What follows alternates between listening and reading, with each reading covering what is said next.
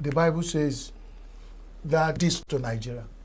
And we have not answered that question. Maybe I'm also answering because I can't remove myself. I am part of that. So who did this to us? I also have not found the answer.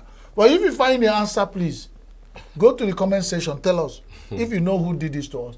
If you don't know, you have an idea of how we come out from what they did to us.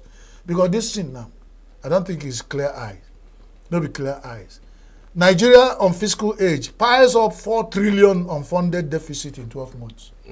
Meaning that whatever you have budgeted, or whatever trillions you have budgeted, that you have 4 trillion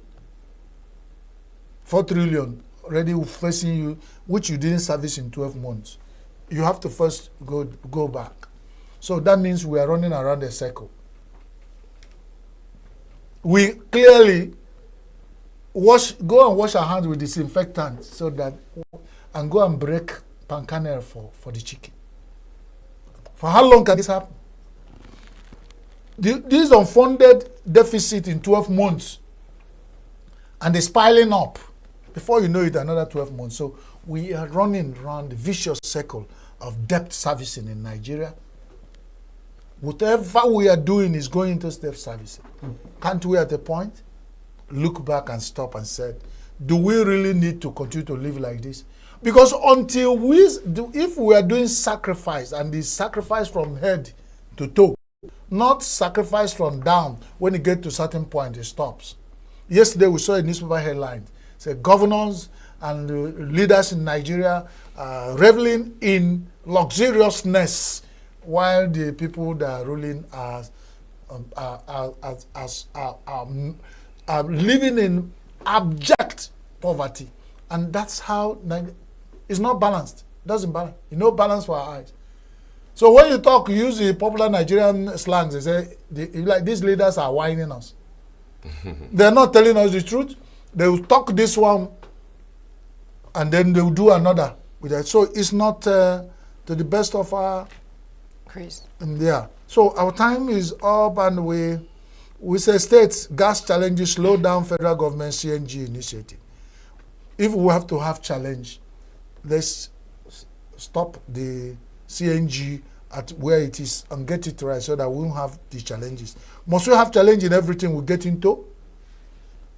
Nigeria pays 85 billion ECOWAS debt and $54 million levy to the Senate ECOWAS. And the membership is smaller now because with about 4 nations out, pulling out, yeah, until they come. So these are, I think, the much we can take now. Yeah, thank you very much, Chris Maduka, for your time. That's the much we can take for the review. We're going for a short break, and we'll come back. We'll bring you more discussions. You don't go anywhere.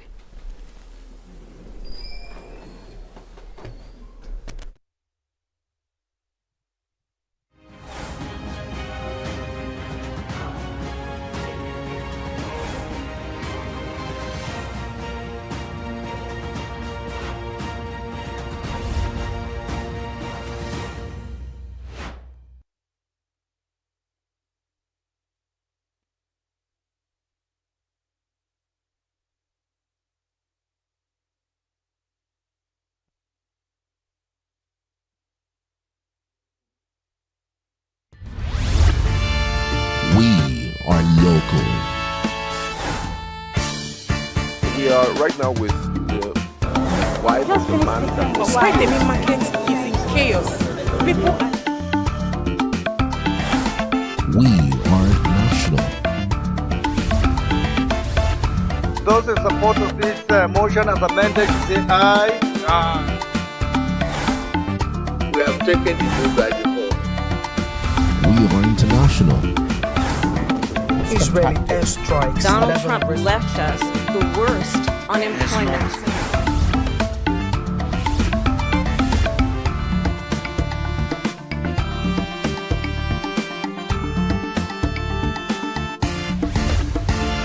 Signature TV, news in your pocket.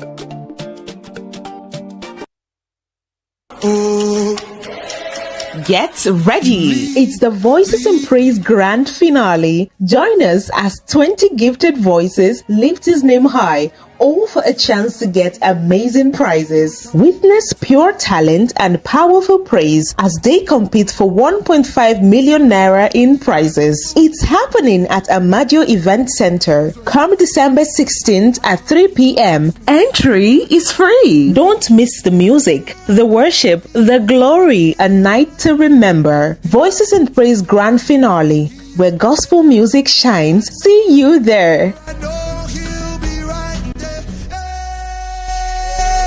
He really does what he says.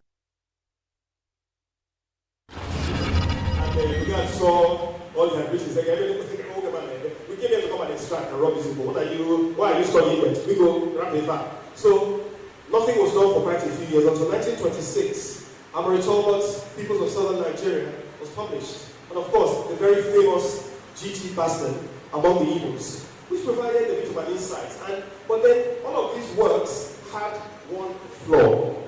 They were written by 4 outsiders who had a very subjective view of who we were. And not just that they had a subjective view, and a very cynical subjective view. And the language, you cannot come to the land, spend even 10 years and taking to understand. The Igbos are heterogeneous in our culturally heterogeneous by nature. As I was talking to the children earlier today, we make the mistake of sometimes saying, all things are Igbo. Hold on, sir. Where an Igbo? Where is this done? Cultures can vary across an area. We have to do difference of Ojoto and Igbo is a chief. Now, the Ezra Ogosi title, or Igbo Ogosi title as it became later, was brought in by Umezechima settlers who came just after the Ojoto settlers down the road where I'm from. But then eventually both cultures were less. But then they still maintain differences in approaches to cultural issues, even in that small tiny space and Ogosi. So you should understand, I think it is important for us as scholars of Igbo land to understand the heterogeneity of Igbo society. It is not a disadvantage. It is a very rich advantage because, as one of my young friends used to say, Igbo meaning, our culture means deep. But then we have to understand the nuances and respect them. Like I was having a conversation with some young, vibrant, my brothers. And I was saying, in that case, since Ogosi has it and you're not Igbos, I said, oh, okay, I forget that you are now the clearinghouse of who is Igbo and who is not. I said, okay, cool down. Calm down. You see, the thing with history is, you do not approach history, cultural history, with grammar. The best, that's why you just said, when I study this thing, they come with a childlike curiosity and they listen. They take notes carefully. That's why it's important for us to be nuanced and be very careful how we approach issues or studies without disrespecting our own people, their own indigenous peoples, and their various mixes of diversity.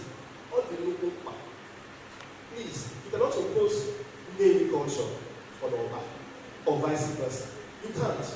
Rather, you should understand how they are different and approach those differences accordingly and respectfully. But I digress.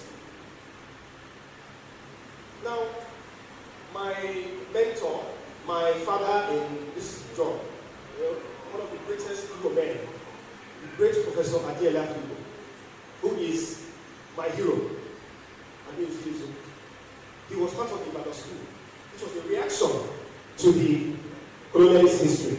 The Ibadan school was more nationalist. Said, no, we want to tell our story by ourselves. He was the first to obtain a PhD, an indigenous PhD in history. And his book, Rose of Sand, I'm sure many of you have read it, but please go back and read it. That's one of the most comprehensive, detailed, nuanced, and intelligent works on Igbo history. And why is it distinct? Because he acknowledges diversity, but then applies scientific approaches to his analysis and indeed his detailing. Please, if you can. Now, I mentioned his name because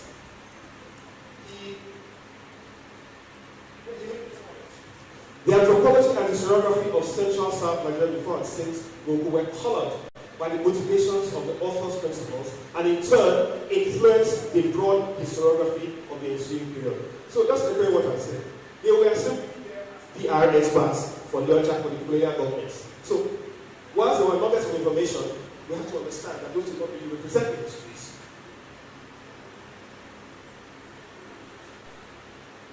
And he described the studies as displaying the idiosyncratic waywardness of colonial anthropology, characterized by lack of focus, method, intensity, or concept. They looked at political systems because that was how they could manipulate.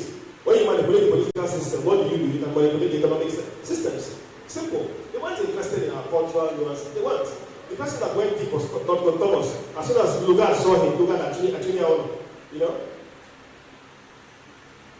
So he described it as high noon anthropological approach, which resulted in the emphasis on centralized political authority as being the ideal or apex model of political structure, influencing writers like Henderson, Owen, Yogo, and Zero. Now, why do I say this? Because that high noon anthropological center, look, that there's an hierarchy of societies in terms of value, quality, and standing. That those that had kings were the more advanced societies. And those that had more decentralized systems, a king and a cabinet, were on another level. And those that had no kings, no discernible sovereign authority, but more like republican structures, were savages at the bottom of the ladder. That's what they said about us. Because most of people land, honestly, is republican. Of course, we had bastions of monarchies. It was a theocracy. Western England has lots of monarchies. But then, Oguta also had a monarchy. But then, the vast majority of Igbo land before the colonials did not have monarchies. And this was perfectly fair. Because the Igbos always fashioned out functional models for their governance that suited them, suited their communities, suited their environment. It looks like there was a song by an artist. It says that the monsters were made. It looks like something woke up in the Igbo that wasn't dominantly part of their lives. And people wanted to survive. They stopped paying attention to how to do it in a way that will also give you something to tell. Going back to our topic. So, in shaping our history as Igbo, do you think that the Civil War was a major distorting factor in that trajectory? Thank you very much. I actually answered this question with the children earlier. It was. I think somebody asked me, what are the main events that influence the course of Igbo history? See, before the Civil War, there's lots of flashpoints. You know, the destruction of Arochukwu by the colonials. Colonel Banjo, or Brigadier Banjo, was our neighbor, top floor, and he was the second floor. Right? When we ran from ENUGU, of course, we abandoned the Pontiac. For many years, I would ask my father, Daddy, we don't go carry a motor. Or see which motor. I want to touch it. I don't want to see it. He didn't want to touch it because it had been commanded by one soldier. So he's like, I don't even want to look at the car. I've left people at Asaba. A young man his father's house was trashed during the massacre. I asked the man, can his father land in Asaba? He said, no, I will never build on this thing. I will never build on this place. I was like, okay, bros, this is millions of naira. The reality is that, as I said, lots of people die. Every weekend I get Japanese. Every weekend I get Japanese. People who did not die during the war, but the traumatic effect of the war killed them slowly afterwards. And let's talk about lack of economic power. Look, we have the 20-pound issue, rehearsal ad nauseam. I don't want to go into it again. But it had an impact. And there's a lot of nuance to it.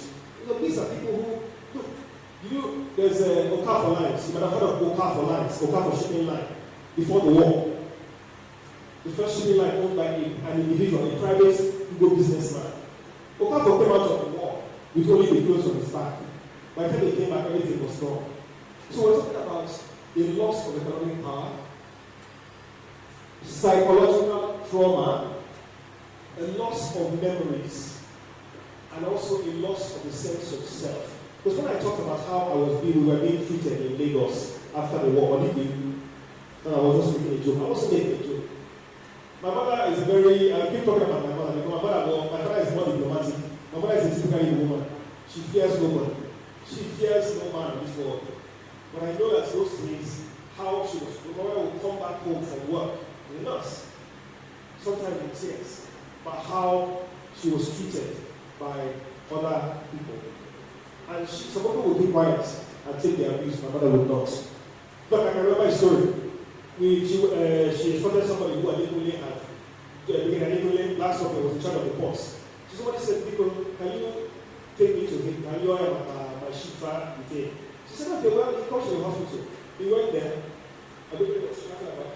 I was drunk as usual, screaming at my mother. My mother started screaming back at him. All the money was in my have to carry my mother and say, "This man is mad." So that's the kind of woman she was. But the impact of the war drained this woman of her soul. So if you talk about a singular event, economically, sociologically, psychologically, the impact was one of the worst possible for people. All right, thank you so much. You know, this is a very touching part of our history as Igbo, and if you throw your mind back, that's possibly the reason why we still sit at home in the southeast every Monday. Because if there was no civil war, we wouldn't be having sit at home. I mean, some people here think that we're better off on our own, and some other people think we have more interests in the larger country than trying to, dehinge ourselves from the larger federation. But then there are people who are in this space who don't know what prompted the war, and then the kind of scar people were carrying. And you told a story about even to your mother's dying day, that she still felt the pain of the Civil War, how she was tending to wounded soldiers and other people who were wounded during the war. Do you think that scar will ever heal? I'm not talking about the wound. The scar, can we ever really move beyond the point where we're always referencing the war, and it's the reason why we cannot look ahead? Thank you so much for that question, because it's important. In all the rush to finish my presentation, that was my landing point. Because I alluded to the beginning. The reality is that I am done waiting for anybody. I can speak only for myself, I can't speak for any other person. I am done as an Igbo man waiting for anyone to apologize to me. I am done with that. Now, can we heal? We have to make that conscious, intentional effort to say, you know what, we're going to write about this. I'm no longer looking left, I'm no longer looking right. I know it's not easy. Come on, man, I cannot tell anybody how to breathe or more. People, I can't do that, I have no right to do that. But for me, it's about looking forward. Harnessing our strengths as a community. Because people talk about marginalization. What do you do when you feel you're marginalized? You come together. Organize. Organize. That's what the blacks in America did. It's in the civil rights era. Organize yourselves. As for sit at home, and get abused for it, let it be. I think it's one of the most destructive things that have happened to us in Igbo land. I am not happy about the detention of Mazen Namikano. I feel there should be a better way around it. But I certainly don't think that to sit at home, it's just hasn't been effective in how many years. Let me be honest, the people is being directed at, they don't care. They really don't care. In fact, the more damage that is inflicted, they're like, good for you. Do it to yourself. So I don't think so. The only thing I can appeal to is if there's any way that this matter can be resolved peacefully. The young man spent several years in prison. Well, starts his sentence. Listen, let us hope that he should remove the plank under which this, I'm sorry to say, destructive episode in our history will be perpetrated. Maybe that can be the start. So I appeal that whoever can. I'm not, I have my own views about. I thought Biafra was the quest to defend ourselves was important. My father fought on the Biafra side, and he has no regrets about it, even though he regrets the war. And I felt that look, we needed somebody to support us, to stand for us. But there was a time when the war should have ended. That's a separate thing. Who tell you because we're from Abakiki I can't take you in as a tenant. So on that concern, I am asking what is the best way out of it? Because we can't keep saying we are united as a people and then marginalize some part of it. I don't feel there's any evil person that is greater than the other if we are being fair in the first place. Then secondly, I'm also asking in the aspect of preserving our cultural practices as people. I lost my grandmother in 2019. And there's this particular cultural practice that my own mother is not even aware of. She actually told me in 2018, we call it ENUGU, ENUGU. It's a day we set aside to celebrate the land because we believe that whatever the mouth feasts on, the land is what makes you get it in the first place. And because, trying to balance the equation between Christianity and practicing the culture that makes us who we are, we sometimes abolish some of these cultural practices because we feel it's unholy, it's not pure, we don't want to be seen as pagan. And then these people are dying. Does it mean as they die, they are dying with this cultural practices that represents who we are? So the question is, how do we preserve it? And also balancing the equation in getting unity amongst ourselves as people. Thank you very much. Being our first engagement, speaking from the community of persons with disabilities, while the lecture was going on, I was, imagining and thinking a whole lot, rising from the community I represent, where I have met a few who will always tell me I was a soldier during the Biafra War. My leg was cut off, or I had so and so injury that rendered me today being a disabled person. And being that I am here today in this meeting, I am beginning to ask myself, and I wish to also throw the question out. It may not be under the powers of Center for Memories to do a whole lot to what is bothering us out there in society, but I know that you may have the contacts, the communication know-how of getting reach to those in power and within the East. What has it been so far from that time to date, the fate of those individuals that have fought for this land, and today some are late, while some are still there in disability, with nobody asking about them. Is there any program, is there anything for people like this in our society today? That is question number one. And then number two, I want to say that history, recently we are told of how government and the center tried to remove it from the curriculum and all that. But as we are listening to this lecture today, I was also asking myself that history, the education is in a concurrent list, if I am right. And if that is the case, why is it that the government of the states and down to the local are not integrating part of this into our own curriculum? For us to also begin to do a little, we should not continue to blame the center and perpetually remain on the blame game. I think the damage is done. What is the way out? Thank you. If you want to do something very sacrifice, you will do it. You don't have to wait for it to be perfect. Because, let me tell you, apart from what I did with the Center for Memories, when they made some contributions, basically all my things are paid from my own pocket. In fact, last one, making pension, because it has to be told. And my dad to know, and my dad needs to. That's my legacy. That's the point. So I'm not in a better position than you to sit down with somebody with your camera footage and we call one person. If the person God forbid goes, and that's the only account in the world, that person talking about the revenue of the information, you are carrying gold. So why must you look for service? Please get one way. Everyone get one way. Please.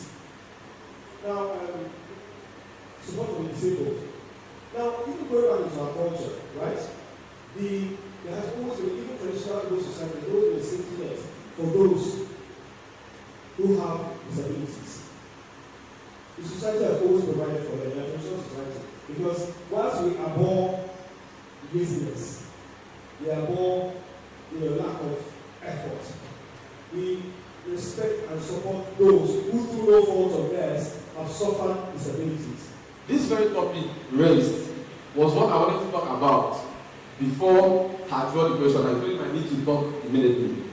Now, that documentary that you saw of me and what people that happened here in ENUGU, where almost everybody above 40 now they blind. ENUGU State here. This is the same place I go cases of Washiako and cholera down here in ENUGU. Now, when that documentary went out, a case is from Anambra. I'm from Anambra. I've been helping that community with my foundation for the past 5 years before that documentary came out. And he saw that documentary. The first thing he did was to organize that marathon and raise money. His friends donated for that very cause. In fact, those money that were sent that period was used to do a medical program for that community, providing drugs for almost all the blind people in that community. Now, after that documentary went so far worldwide that I'm not an ENUGU, not everywhere in the whole world, because I got calls from almost all the countries in this whole world. Now, ENUGU now come from some of those countries. The first question will be, now I say, have the ENUGU State. They say, yes, you have the ENUGU State. I can take you there. It's opposite Caritas University. And Hassan Nana says, some brother tell me that, no, if you are never have the ENUGU State. Now, some people will call me, and I will tell them that the inhabitants of that place were mostly people from Ebonyi State. And that's where they will run out. And then marginalization. And I think that we should really look at things on the aspect of justice and organization. Because if there is really justice and then we people get to organize ourselves, then all these things that we're talking about, even those that suffered the war and the rest of things will not be occurring. That's just my comment on it. Ndị ike na-enwe ndị udo, na-enwe ndị amamife, na-enwe ndị okwu uche, na-enwe ndị aghụghọ, na-enwe ndị akpụ obi. Ejide onye Igbo na mba ndị akpụ obi ejeretakwa ya ka ndị Igbo si na-eji egbe mgba ọdị na nke mgba adịrọ natakwa ndị ọgụ mmadụ. Ihe niile anyị na-ekwu ebe a nna ọgọ nwoke Ikazụ, ọgọ m obodo ụbọchị ụkpara obodo fụrụ ọgụjụ mmiri. Ị na-ekwu onye meta m na-arụ ọfụma ahụta m ihe ahụ eti anya ichila. Ihe na-ewute mbụ maka ụmụazị ndị a na-achọ ịhụ n'ọkụ wee jee were fuel wee rụọ arụ.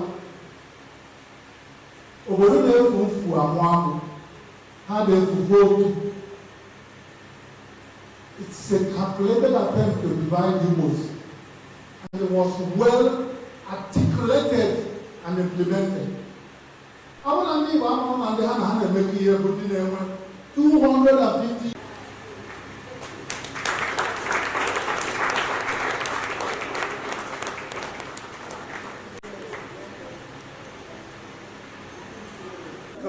Data that they apply in their businesses.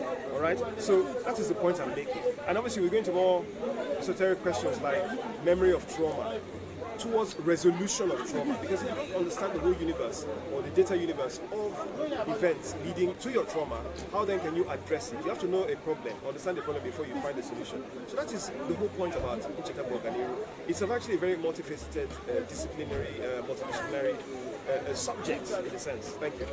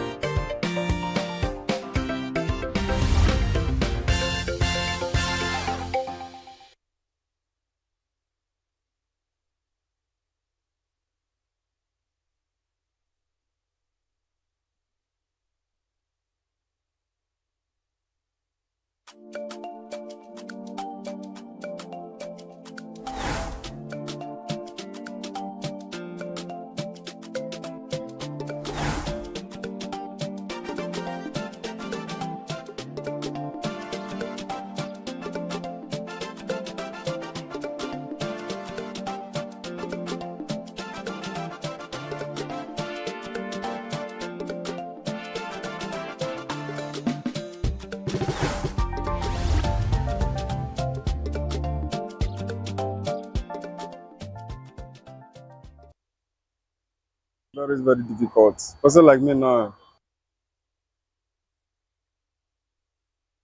I have to trek all the way from where I'm coming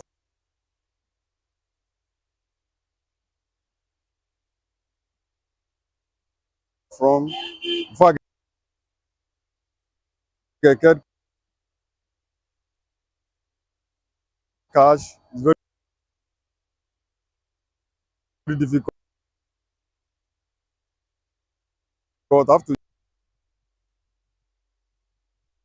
just trek.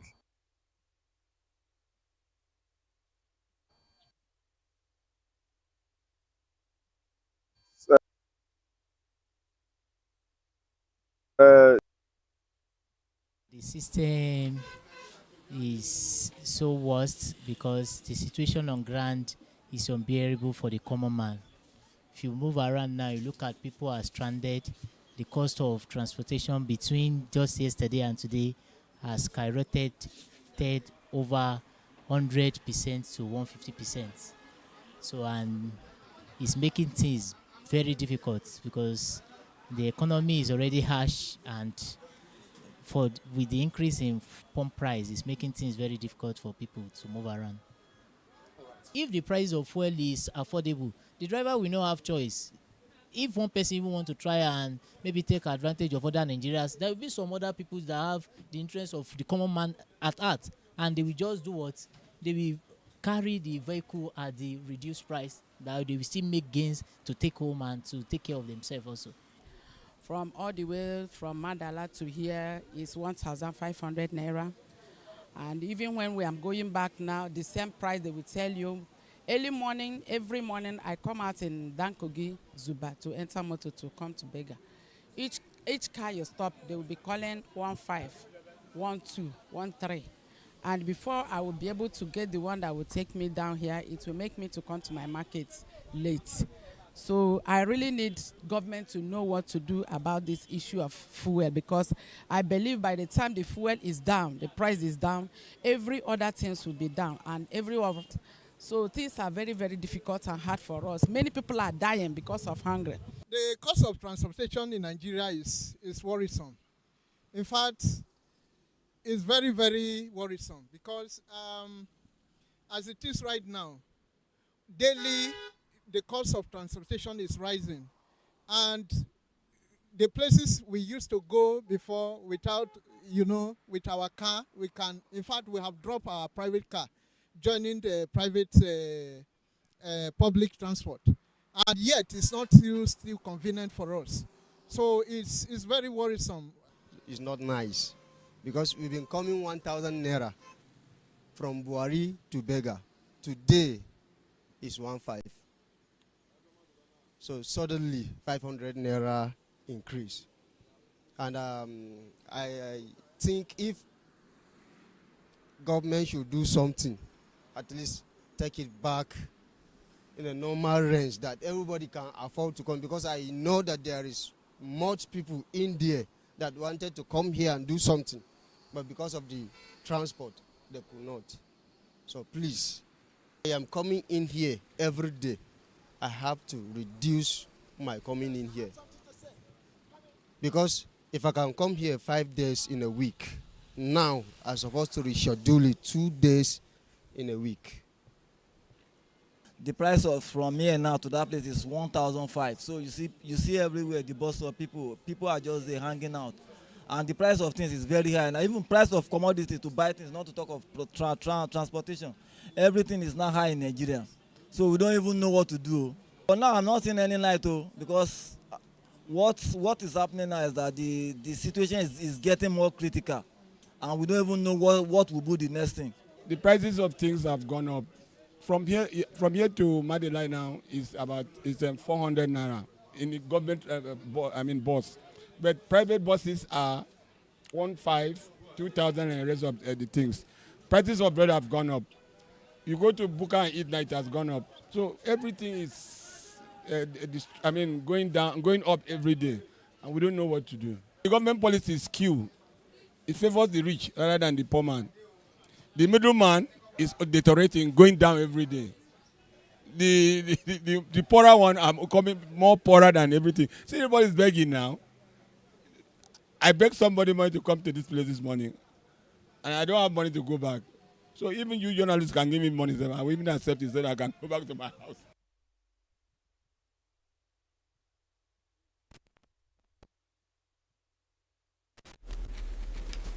You're welcome back. This is the Signature Morning, Signature Television. A recent appeal court decision concerning River State's allocation has been held as a landmark ruling that upholds the principles of federalism and judicial independence in Nigeria. At the heart of this legal battle is the contentious suspension of federal allocations to River State following an earlier ruling by the Federal High Court. The appeal court overturned this decision, asserting that the Federal High Court lacked jurisdiction over matters concerning state appropriations, which fall under state high courts. This judgment not only restores Rivers State access to its statutory revenues, but also reinforces the autonomy of states within Nigeria's federal structure. The ruling highlights ongoing political tensions in Rivers State, particularly between Governor Siminalayi Fubara and former Governor Nyesom Wike, who remain at odds over governance and legislative compliance. To discuss the River State allocations and appeal court decision is Barrister Richard Wukota, Associate Professor of Law. Good morning and welcome, Barrister. Good morning, and good morning, Nigerians. Thank you for having me. You're welcome.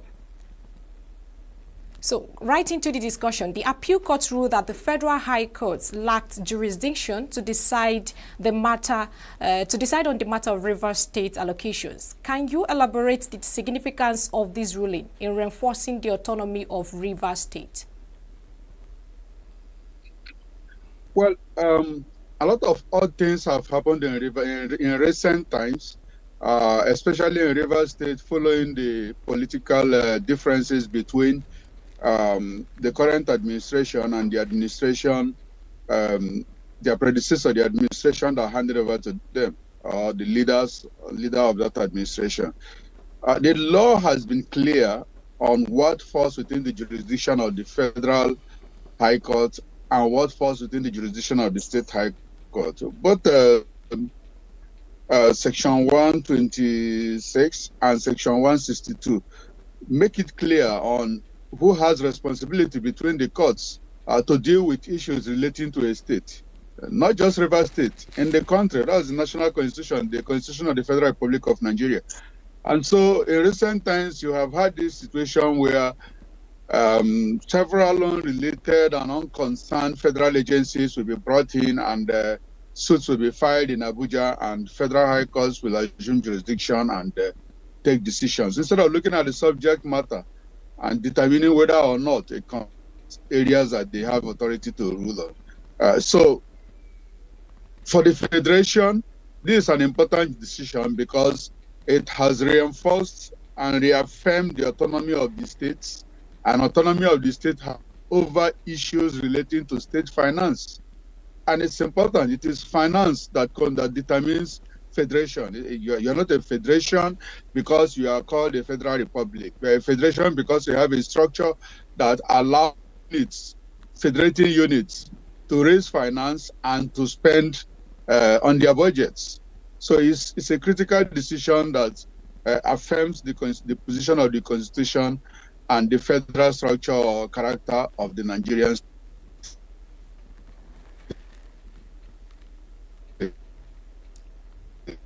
Right. let's get to know the implications of this judgment. Advocacy groups have praised the decision for averting potential economic and political chaos in Rivers State. But the question is, what broader implication do you think this, has, this decision have for the Nigerian judiciary and its role in maintaining checks and balances?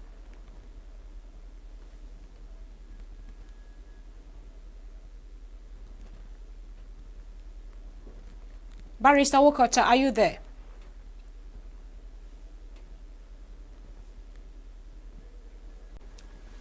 Yeah, I'm here. Okay, I don't know if you can hear me now. Okay. Can you hear me now? Yes, we can hear you. Please go ahead. Okay. Okay, good. So I was saying that's why I centered my answer on the constitutional implication. It does have a lot of significance, not only for the politics and politicians in Rivers State, but it does reaffirm the constitutional position of the state and the federation. From the tone of the Constitution, from the provisions of the Constitution, if you read together 126 and 162 of the Constitution and 163 on allocation of revenue, it clearly makes any question concerning the revenue of a state the responsibility of the High Court of the states and not responsibility of the federal government. And so it has a wide implication both for the federal structure of Nigeria and democratic practice in Nigeria, because the hampering of the effort or ability of any unit of the federation to function has an implication on the generality of the federal structure of the country. So it's a decision that reaffirms the strength and capacity of the state high court to act in matters that the Constitution has assigned to it. This clever way with which the Federal High Court has been brought to decide and control matters happening in states has now been put to rest by this decision. So in all states of the Federation, the implication of this decision is that it is the state high court. It affirms the fact that the Constitution provides that it is the responsibility of the state high court to determine issues concerning revenue of a state. I mean, if you look at some of the issues leading to this moment, I mean, you would think that the country should be more involved into something much more important rather than asking whether a state should receive its allocation. I mean, it doesn't make any sense looking at the political tussle leading to, what has happened right now. I mean, on what basis shouldn't a state receive its allocation just because there's a certain local government election that was purported not to have been held very properly, and we know there are people who are pressing the button? Is it even a debate at all? Why are we even in court for these kinds of things?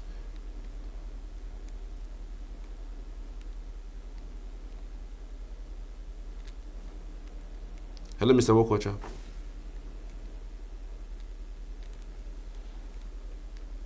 Hello, can you hear me? Okay, so, I mean, there are a couple of issues that someone would really want to discuss, and then it makes really good sense. But if you look at the events leading to this particular court processes, you would notice that these are issues that people on their own decide to embark upon, even though it doesn't make any sense. It doesn't make sense. A nation should not be engaged in this kind of question or problem. It doesn't make sense, and that's why it is also new. This is the first time such thing is being tried. A nation that is governed by law should not have this situation where people will arise and move to the court to ask that the allocation of a state should not be granted. How? A state is a federating unit of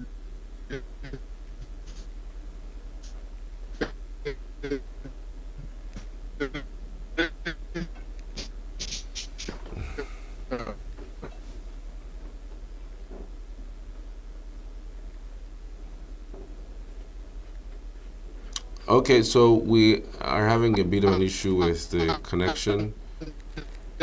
Hopefully we're able to get back to him. But it's quite unfortunate, given the situation that we are faced today. You could literally tell that someone is pressing the button and trying to make sure that the River State doesn't receive its allocation.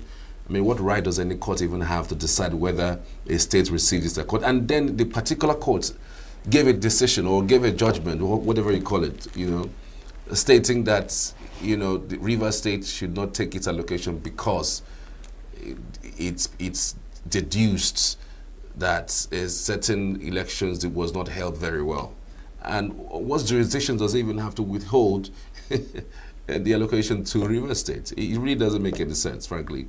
And so we want to x-ray that and see if there's any interesting comments that comes out of it. Again, we must know that politicians should not in any way destroy our institution. These are exactly how politicians go about destroying our institution, because it absolutely makes no sense that the court is even trying to even make sure that a certain state doesn't receive its allocation, all in the name of a certain election. It makes no sense, and it's bad as it is. We've seen these kinds of things play in other climes where we hear and see politicians using police, to break the law. We've also seen that happen with politicians using the army to subvert the people's will during elections.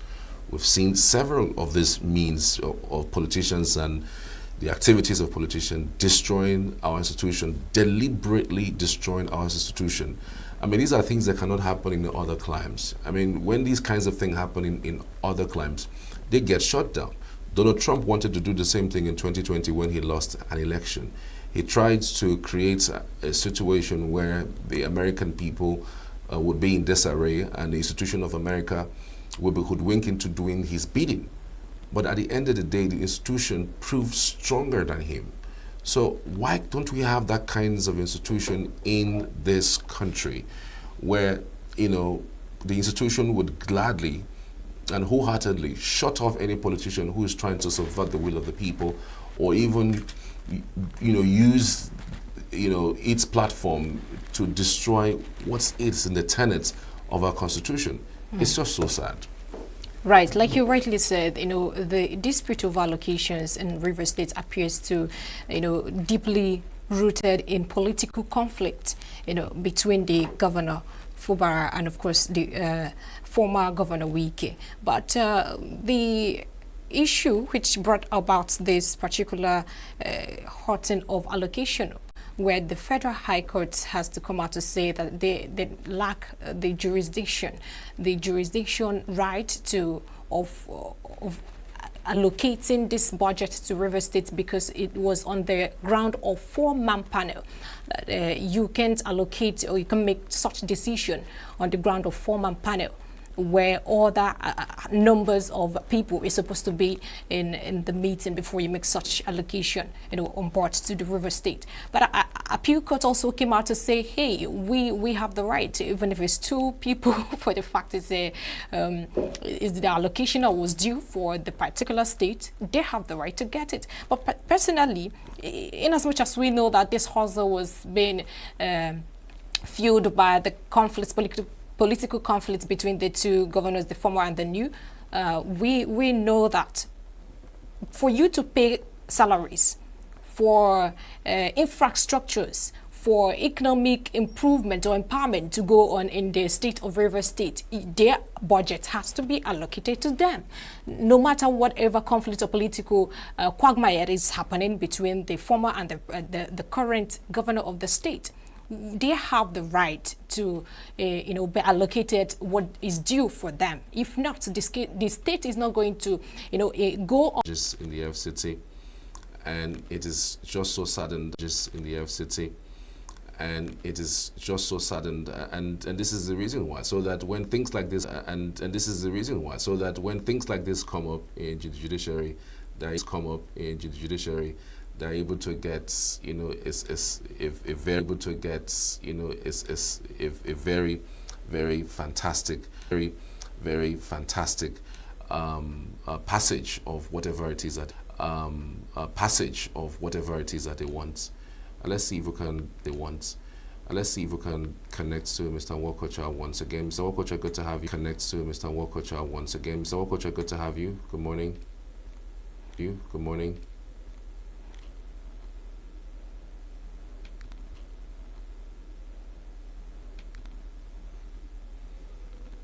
Yeah, good morning. Can you hear me? Okay, so yes, go ahead. Can you hear me? It looks like, yeah, it looks like you're having issues with the audio. Yeah, all right. If you can, hear you me, now. Just I go was ahead. saying on the ground. Good. On the ground, people are generally happy, expectedly, because that judgment had cast a dark cloud over the state, and this judgment now by the Court of Appeal has laid that fear to rest. As you know, such a decision was not a decision against the politicians who were jostling over any political issue, but it was a decision against the state. And of course, unconstitutional decision to deny a federating unit its entitlement. And so it would have had implications not only for the states, because in denying Rivers State, a state like Rivers State, its revenue, you would definitely have had a backlash of the people saying, well, you can't take our resources and distribute to other people and we don't get it. So I think that Court of Appeal decision has averted a serious economic consequence for the country. And sadly, as you said, this is not what should be happening in a nation that is governed by law. And judges should not engage in that kind of rascality. Because the position of the Constitution is clear, and a judge should act according to the law. When courts continue to play the kind of role that the Federal High Court in Abuja has played, they call to question the reason why people should have confidence in them. And the moment people lose confidence in the court, you are causing the country to descend to anarchy. So I think this Court of Appeal judgment is a very good one, and its implication for the court system and public confidence in the court system is one that is commendable. People of the state are happy about it, and I think every right-thinking person. Right. So the dispute over these allocations appears deeply rooted in political conflicts between between Fobara, of course, the former governor of Rivers State, which is Wike. But my question is, how do you see political rivalries influencing legal decisions or legal battles like this? And what lessons can be learned to, prevent such conflict from affecting governance?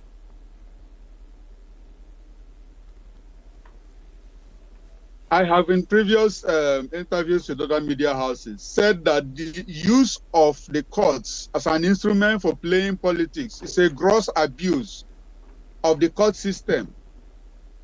The court is a leveler. It levels everybody and every actor in the public space to the provision of the law, including individuals.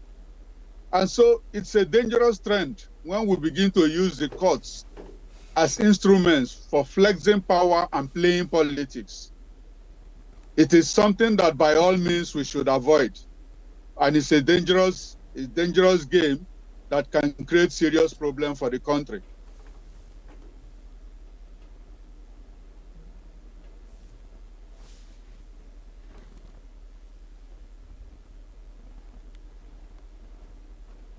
And so I think our court system of those ensuring that judges, politicians, whoever and whatever politician that comes with any manner of case before a court, the court should look at the law and determine according to the law. We've had several cases in this country where judgments are given, sometimes completely unrelated to law, where you can't find a single provision of the law that supports the judgment that has been given. And yes, citizens would have been denied of their rights, not on the grounds of the violation of any law, but on political considerations that are not known to law. So it's a dangerous trend, and it's one that I hope the National Judicial Council and the judiciary itself will begin to do something about to purge itself off before they lose the confidence of citizens. Because if citizens lose confidence in the judiciary, a nation is headed for anarchy. That we need to avoid as a country.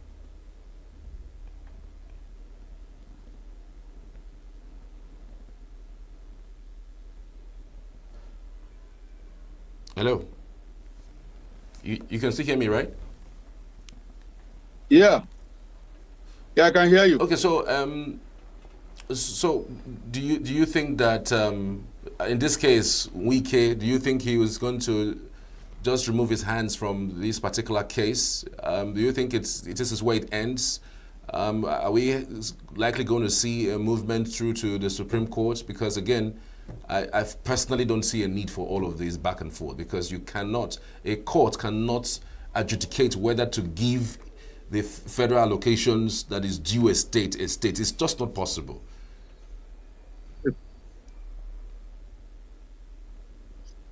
Well, the position of the law is that a party who is not satisfied with the outcome of a judgment is at liberty to appeal if the matter is one over which appeal can be made. Just the way you do not see, that's how all reasonable people do not see the need for proceeding to the Supreme Court. But I think that if they do, the Supreme Court will clear their doubts. And if they do, it will be of little or no consequence on the states, because it will not affect the revenue of the state. The last judgment will be enforced until the Supreme Court clears the doubt of those who are doing so.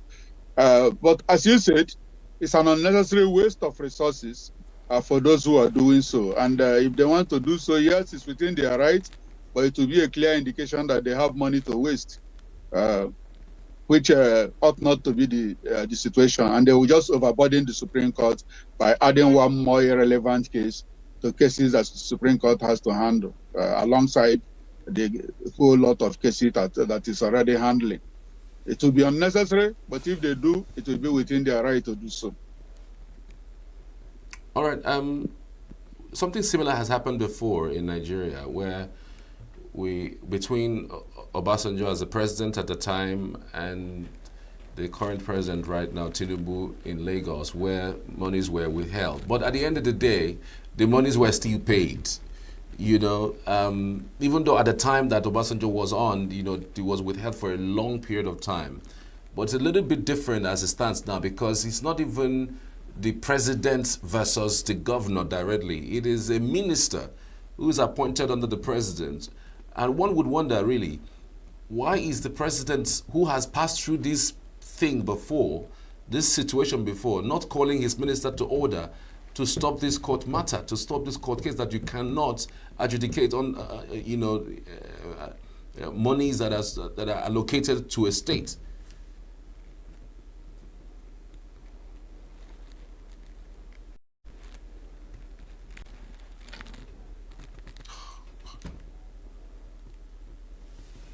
All right, we're headed for a short break. We'll be right back after this, so stay with us.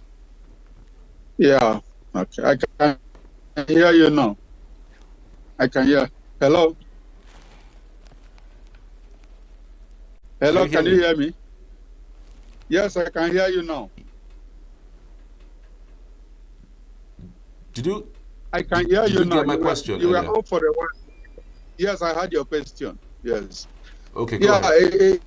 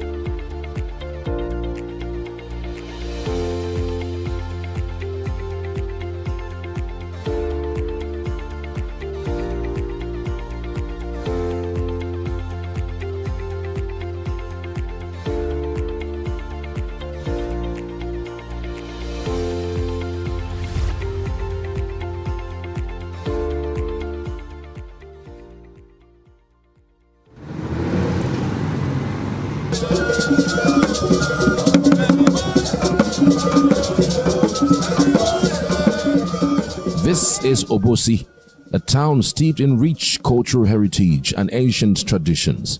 Among these traditions is the sacred ritual of Itobo, a ceremony deeply ingrained in the fabric of Obosi society.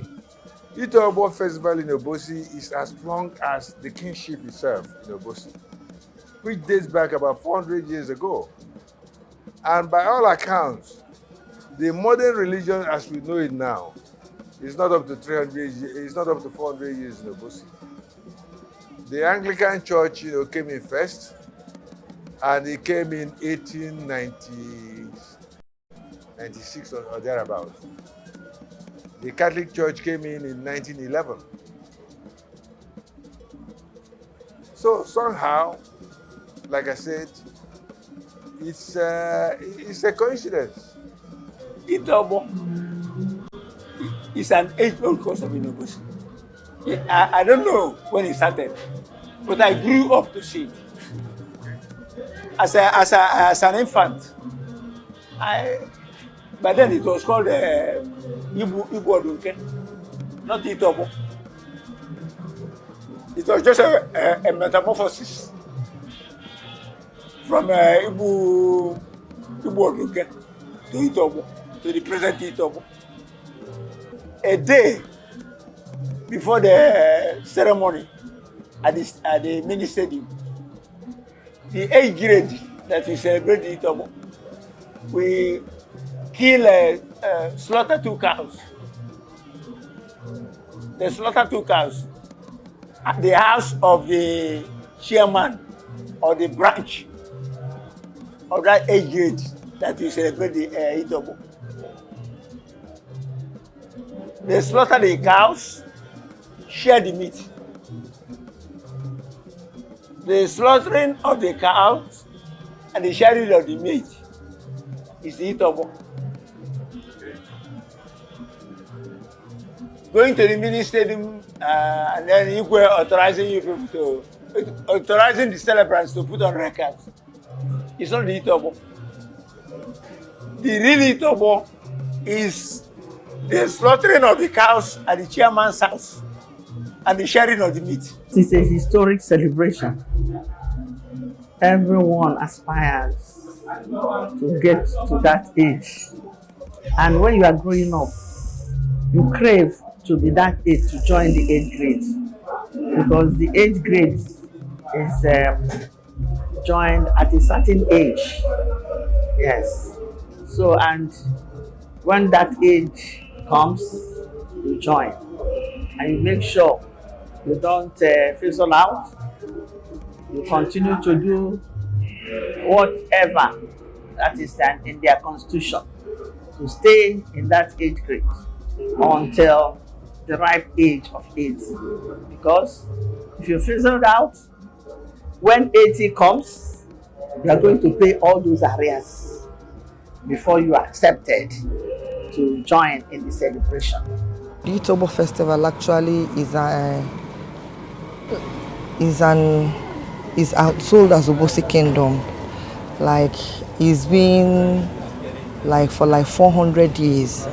So every 3 years, all the men and women that have attained the age of 80, they celebrate them.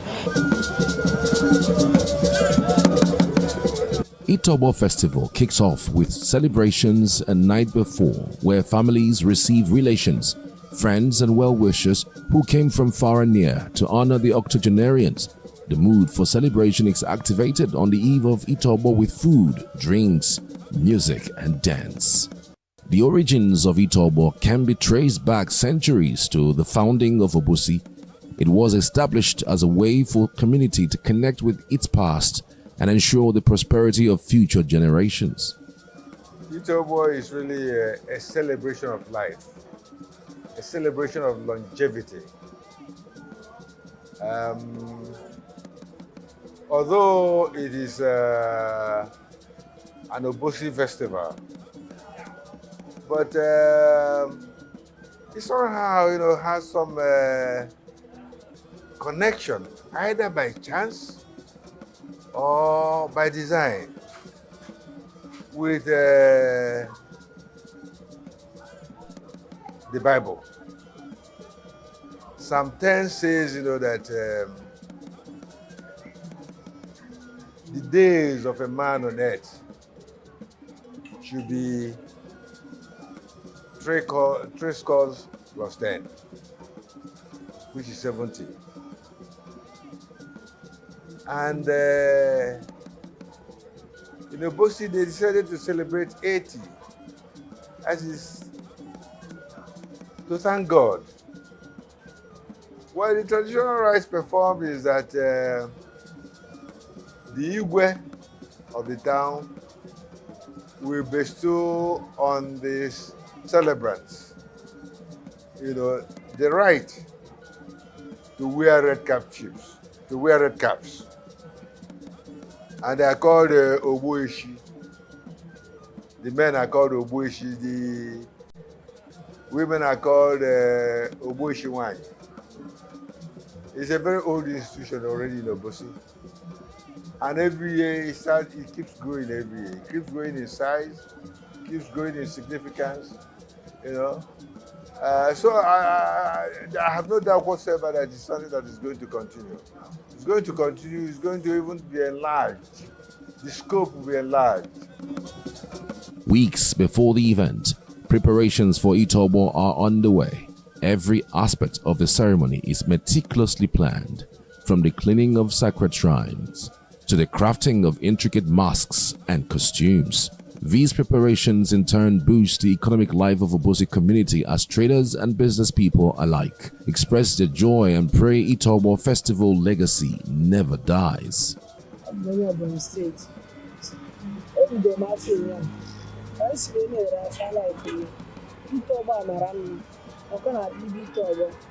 Business na be move. Probably was I get area sharp. The yesterday, I see where from I'm one and like that is very good. Business moving down normal. Talk about them manafia. I go to Miss Azraya. Anamazuka di Kitane talk about Kadiam where I do it. Kaya Saturday night, at least here the chat. Every time this Itobo festival comes, we anticipate it like very well. So whenever it comes, we are going to make a lot of money. We do make a lot of money. This year, based on the prices of things that have skyrocketed, so most people don't make it. Though we sell wigs, because we don't only make hair here. We sell wigs, we tie gele and other things. So it's fetching us money, and this year is not an exception. They played a very big impact because the business is moving. It's moving fine. And they help me by buying my goods. Business is good. Like every 3 years we come around, we do the events, decorate, make people happy, entertain people, and showcase what we have. Like we look forward to it. Every 3 years we get prepared, like it boosts the business. If you see what we did, they will call us. Okay. So it's like kind of we market ourselves. We hope on it. It's good. If you do it yearly, as a business person, I will say, okay, I want it yearly. But the 3 years is okay. During this festival, our rooms was booked for 3 days. This 3 days event held, our rooms was all booked and before the date. So it was really great and positive. During the time of Itobo, we have to have more demand, and towards that demand aspect, you have to meet up to almost 3 to 4 people, and the sales was nice, and just that it was a little stressful because sometimes you don't have to meet up with their target. We have to start running here and there to make sure that we get to their need. But the most important thing is that their comfort was most of our priorities. Food plays a central role in Itobo. Special dishes like pounded yam, egusi soup, and palm wine is prepared to honor ancestors and share in the communal feast.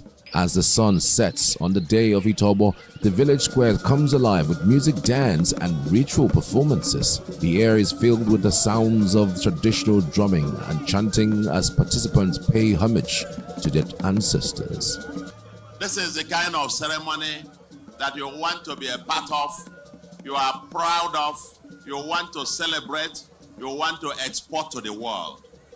And we want to thank Obosi for giving Anambra State, giving the Igbo land, giving to Nigeria and the world the longevity celebration. Celebration of longevity.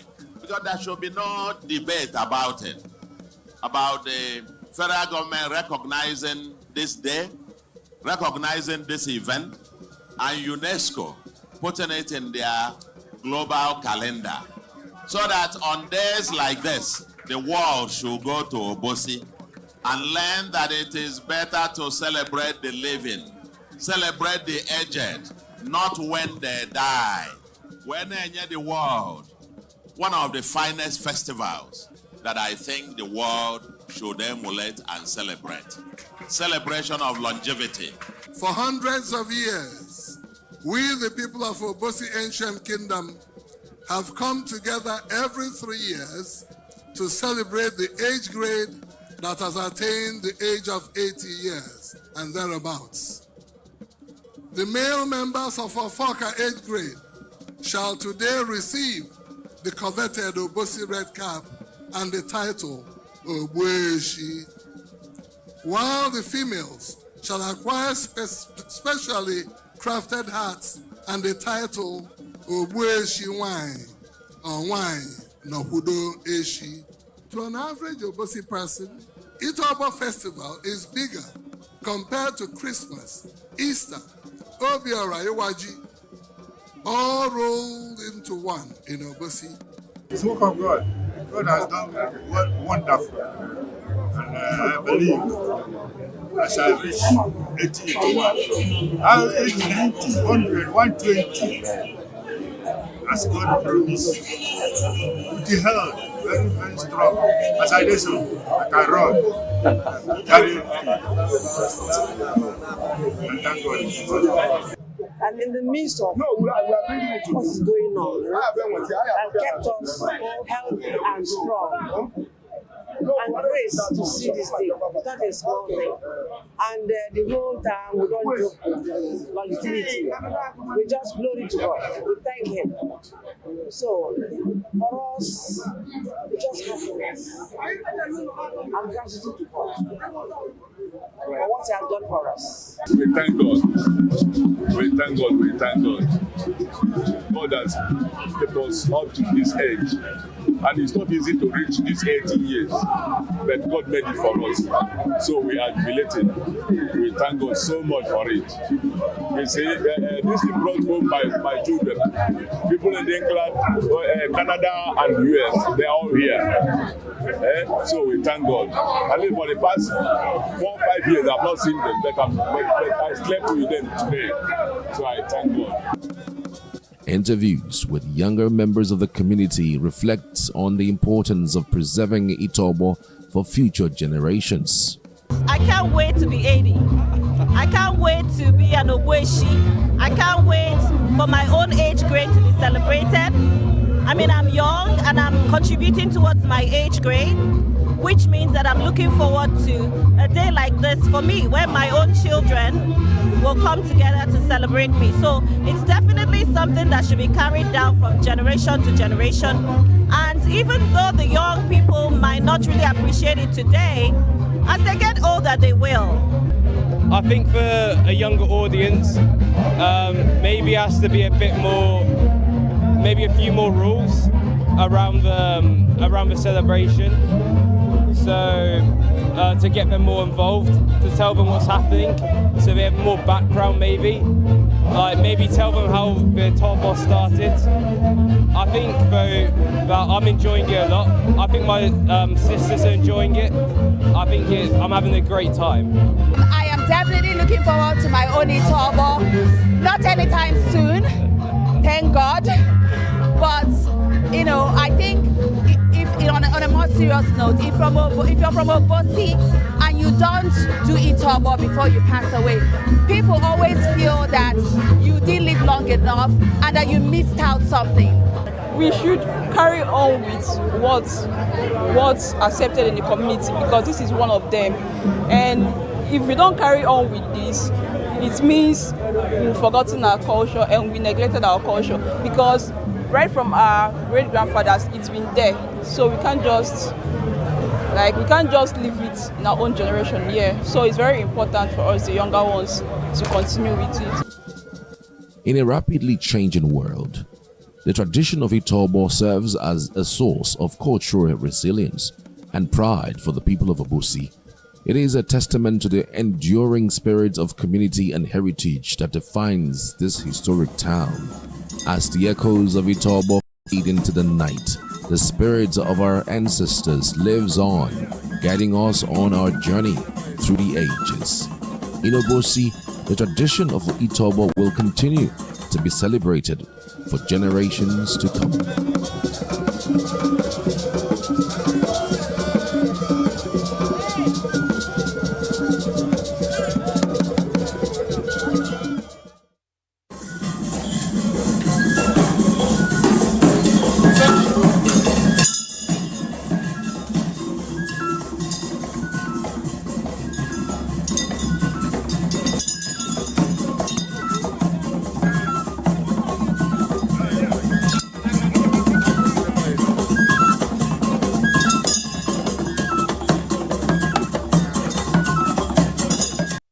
Welcome to Signature TV. I am Ijoma Egenwe. On today's segment, we'll be getting people's opinion on how they are coping with the high cost of living, especially during this festive period.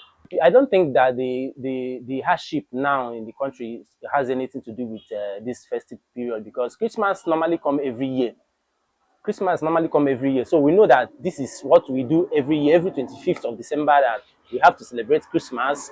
So I don't think it has anything to do with this hardship that we are facing now. Well, the hardship is just because there's no job opportunity. Youths are just loitering in the streets. We don't have any job, because if you have a job, if you work, they will pay you, then you will have money to buy something in the market. And the increasement of goods in the market, it has nothing to do with the Christmas. And if there's job opportunity, I believe if I'm doing something and the other person is doing something, I believe that it will cut down the cost of things.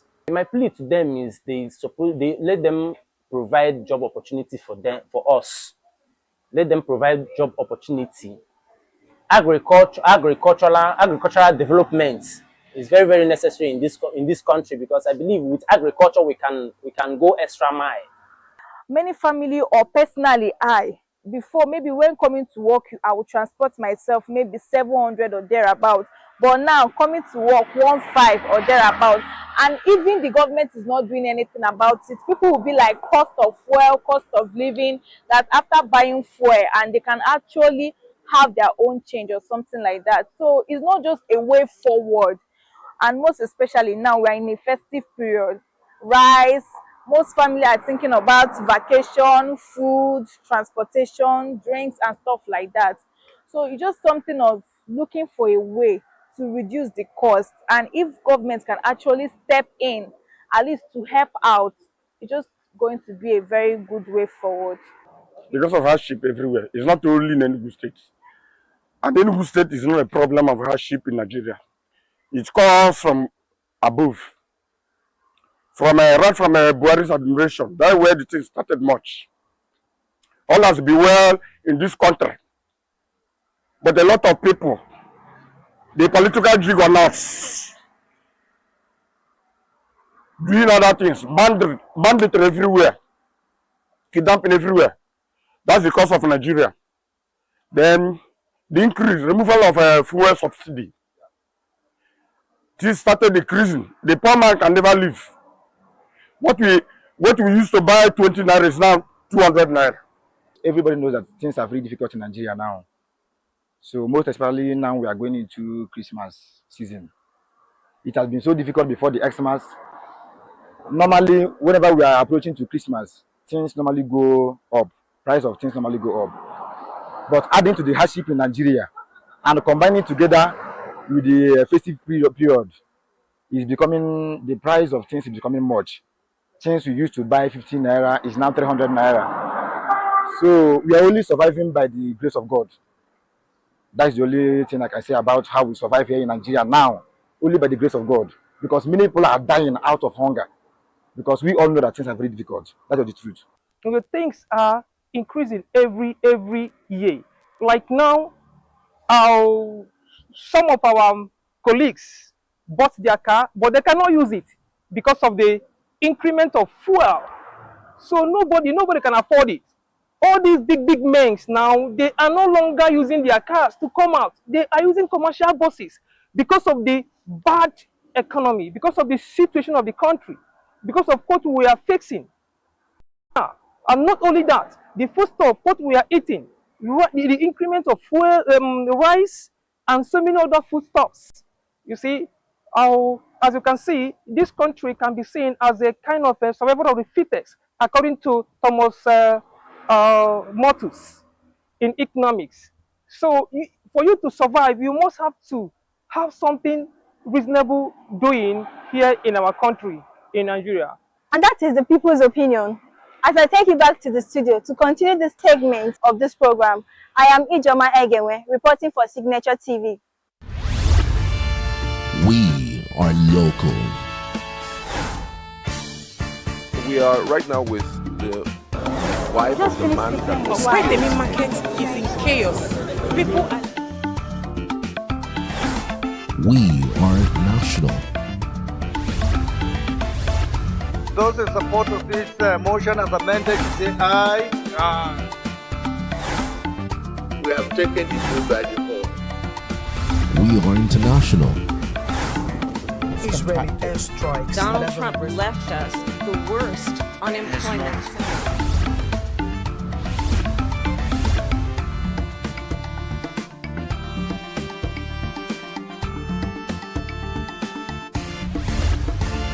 Signature TV, news in your pocket.